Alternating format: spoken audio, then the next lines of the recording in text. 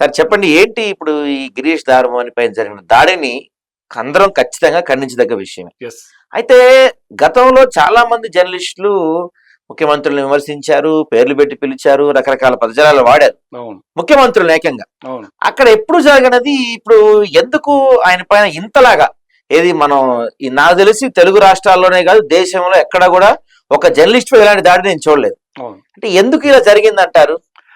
అంటే ఇంకోటి సాయి, ఇక్కడ మనం ఒక విషయం కొంచెం లాజికల్ గా ఆలోచించాలి, కొంచెం బ్యాక్ గ్రౌండ్ వెళ్ళాలి. అసలు జర్నలిస్ట్ అన్న పదం ఏంది, ఓకే, జర్నలిస్ట్ అనేటోడు ఏంది.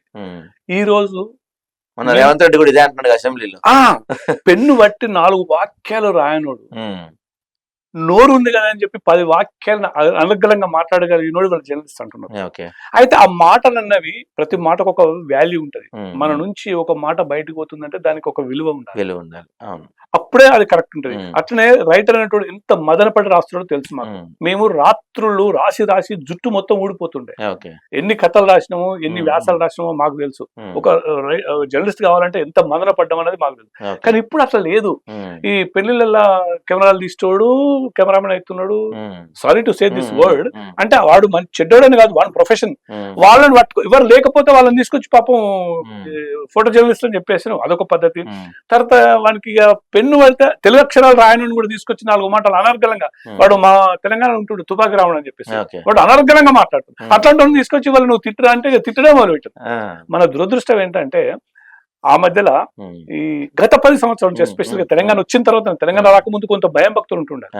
తెలంగాణ వచ్చిన తర్వాత ఒక రాజకీయ నాయక కుటుంబం, ఈ యూట్యూబ్, ఇవి రెండు సమాంతరంగా నడుస్తున్నాయి. అందులో ఒక యూట్యూబర్ అయితే ఇంకా ఆయనకు నోటికి పాపం ఎంత ఇష్టం వచ్చిన దుర్మార్గమైన మాటలు అంత మాట్లాడుతుండు. అదంతా పెద్ద ఉపోద్ఘాతం. దాన్ని అక్కడ కట్ చేద్దాం. మనం గిరీష్ దారమోని విషయానికి వస్తే మాత్రం, గిరీష్ దారమోని కూడా అతను ఒక యూట్యూబర్.